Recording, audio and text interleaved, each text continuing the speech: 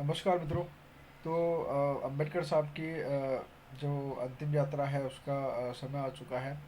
अब हम इसमें आगे देखेंगे कि जब डॉक्टर अम्बेडकर साहब की मृत्यु का समय करीब आया तो उनका एक अनुयायी था, एक सेवक था, रत्तू, नानक चंद रत्तू।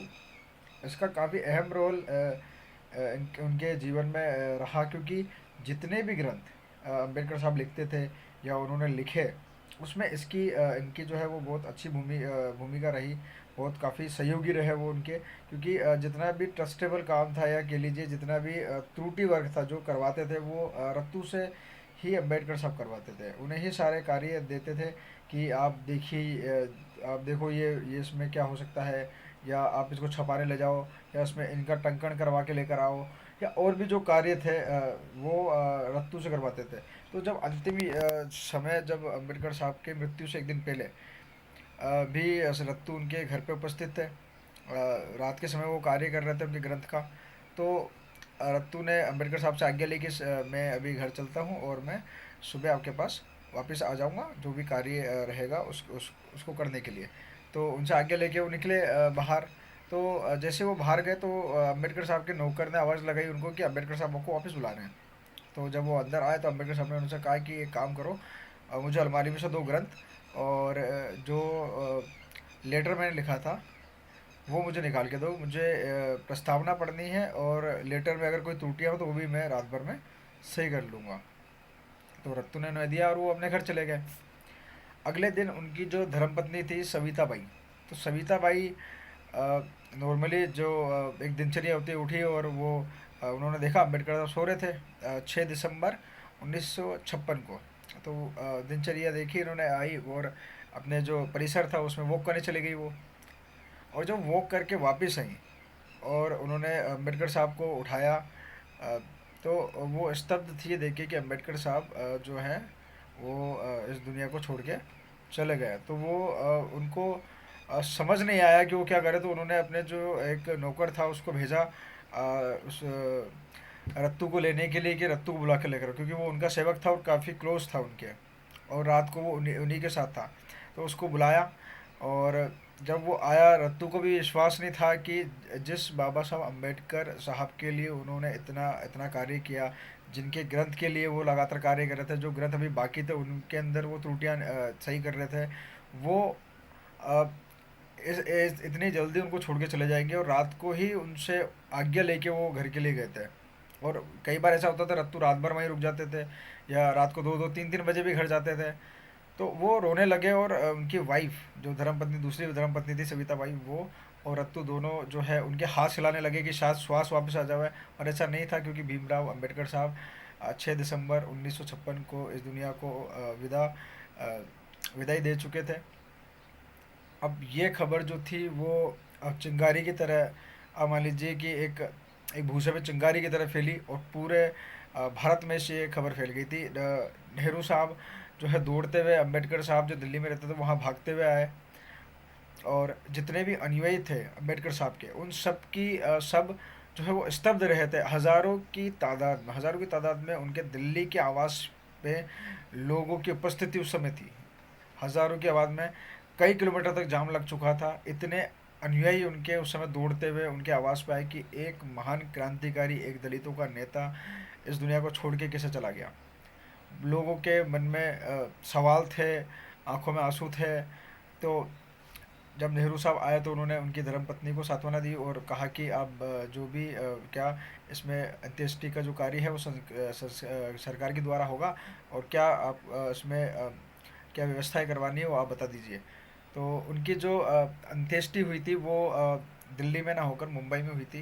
तो उन्हें, उनकी जो शव था उनको वहाँ से दिन भर वहाँ रखा गया, फिर रात को जो है मुंबई ले जाया गया। और मुंबई में भी लाखों की तादाद में कहते हैं जो उनके अनुयायी थे, उनके उनके समर्थक थे, वो सड़कों पे थे। उनकी एक आखिरी झलक देखने के लिए लाखों में, और अन्य राज्यों से भी लोग एक स्पेशल टैक्सी करके जो है उनको देखने के लिए वहाँ पर आए थे।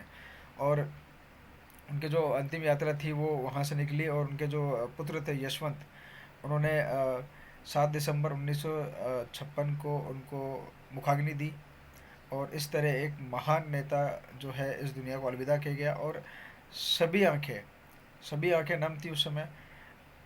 अपने नेता का अंतिम जो आदेश वहाँ जितने भी अनुयायी थे कुछ उन्होंने माना। करीब कहते हैं 1 लाख लोगों ने बौद्ध धर्म, जो उनका आखिरी मत था, आदेश था कि आप अगर किसी धर्म में परिवर्तित होना चाहें तो बौद्ध धर्म में हुई।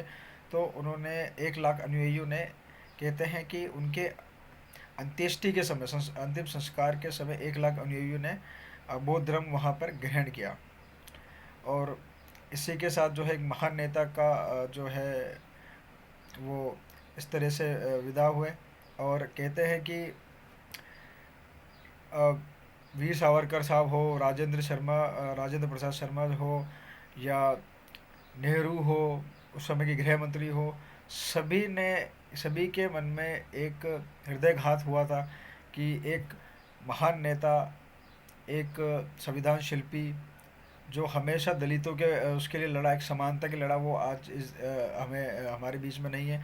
और इसी कारण नेहरू जी ने अपने कार्यालय का एक दिन जो है वो उस दिन छुट्टी के लिए घोषित किया था। एक इसमें एक चीज़ और आती है कि उनकी मृत्यु के बाद अ, एक चीज़ हुई जो उन्होंने अपनी मृत्यु से पहले कही थी कि मेरे मरने के बाद शायद मेरे परिवार में जो बाकी जगह होता है, जो कई नेताओं के साथ हुआ कि संपत्ति को लेके शायद जो एक पारिवारिक संघर्ष होता है वो मेरे परिवार में नहीं होगा, बट ऐसा नहीं हुआ।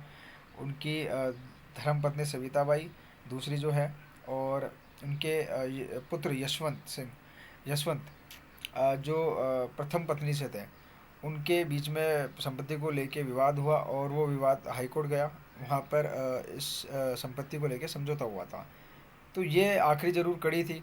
अम्बेडकर साहब की मृत्यु को लेके कई लोगों के मन में शंकाएं भी थी। तो इस कारण जो उनके अनुयायी थे, उनके सहयोगी थे, वो उस समय नेहरू से और राजेंद्र प्रसाद से और गृह मंत्री और अन्य जो सचिव थे उनसे मिले और उन्हें जांच की मांग की कि एक बार जांच करा लीजिए जो मृत्यु थी उसकी, कि ये स्वाभाविक रूप से है, जो मतलब नॉर्मल हुई है, या कुछ उनके, क्योंकि दुश्मन भी बहुत थे, क्योंकि वो इस तरह का कार्य शुरू से करते आ रहे थे।